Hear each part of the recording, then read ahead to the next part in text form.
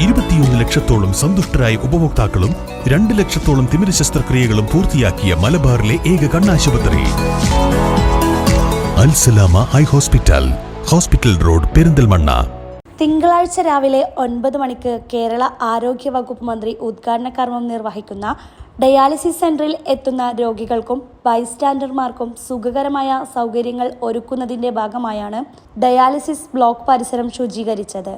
തണലറ്റവർക്ക് തുണയാവുക എന്ന ശീർഷകത്തിൽ SYS സാന്ത്വനം നേതൃത്വത്തിൽ നവംബർ ആദ്യവാരത്തിൽ വിവിധ സാമൂഹിക ആശ്വാസ പ്രവർത്തനങ്ങൾ ഏകോപിപ്പിച്ചുകൊണ്ടുള്ള സാന്ത്വന വാരം ആചരിക്കുന്നതിന്റെ ഭാഗമായി സംഘടിപ്പിച്ച ശുചീകരണത്തിന് SYS Pattambi zone Santhwana secretary Marsook Poyilur, zone ഭാരവാഹികളായ നിസാമുദ്ദീൻ സക്കാഫി പട്ടാമ്പി, ഫസൽ റഹ്മാൻ പട്ടാമ്പി, MP മുസ്തഫ വെസ്റ്റ് കൊടുമുണ്ട, വളണ്ടിയർമാരായ ഷെഫീഖ് കരിമ്പുള്ളി, ഷാഫി ഞാങ്ങാട്ടിരി, സൈനുൽ ആബിദ് പട്ടാമ്പി, സിറാജ് ശങ്കരമംഗലം എന്നിവർ നേതൃത്വം നൽകി.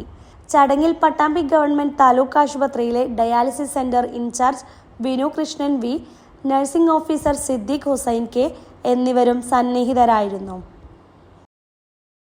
പാലക്കാട് ജില്ലയിലെ പടിഞ്ഞാറൻ ഭാഗത്തുള്ളവർ പൊതുവെയും പട്ടാമ്പി താലൂക്കിനകത്തുള്ളവർ വിശേഷിച്ചും ഉപയോഗപ്പെടുത്തുന്ന പൊതുജനങ്ങളുടെ ആരോഗ്യ ആശ്രയ കേന്ദ്രമായ പട്ടാമ്പി താലൂക്ക് ഗവൺമെൻറ് ആശുപത്രി പട്ടാമ്പി നഗരസഭാ പരിധിയിലെ അത്യുന്നതമായ ഒരുപാട് സൗകര്യങ്ങളുള്ള ഒരു ആതുരാലയമായി മാറിയിരിക്കുകയാണ്.